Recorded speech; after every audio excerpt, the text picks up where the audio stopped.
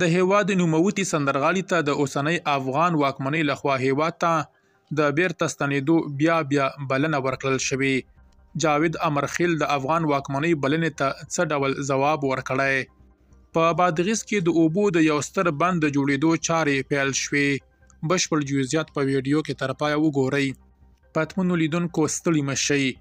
د افغان واکمنۍ لخوا جاوید امرخیل ته د بلنې خبر لرو، خو پیل پر بادغیس کوو. د بادغیس د قادس ولسوالۍ په زړه کې د قادر آباد د اوبو بند د جوړېدو چارې په خورا چټکۍ او منظم پلان پر مخ روانې دي.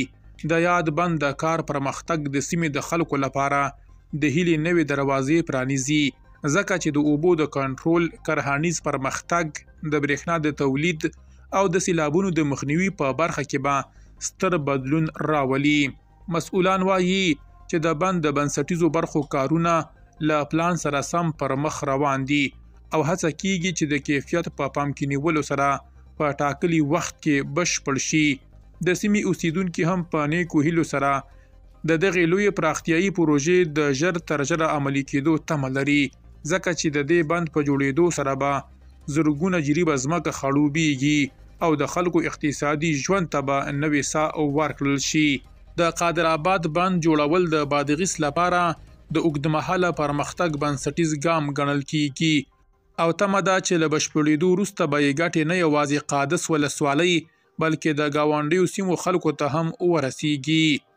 افغان سندرغاړي جاوید امرخیل د انګلستان په برمنګام کې کنسرت ورکړی او له ګډونوالو سره یې خبرې هم کړې دي. ښاغلي امرخیل ویلي دي چې اوسنیو واکمنو څو ځله افغانستان ته د ستنېدو بلنه راکړې، خو زه هغه افغانستان ته بیرته ځم چې 4 کاله مخکې مې لیدلی او پریښی و. نوموړي په نرمه ژبه پر اوسنۍ واکمنۍ نیوکه کړې او هیله یې څرګنده کړې چې یو ځل بیا به په افغانستان کې ولسواک نظام جوړ شي. درنو لیدونکو له ملتیا مو مننه.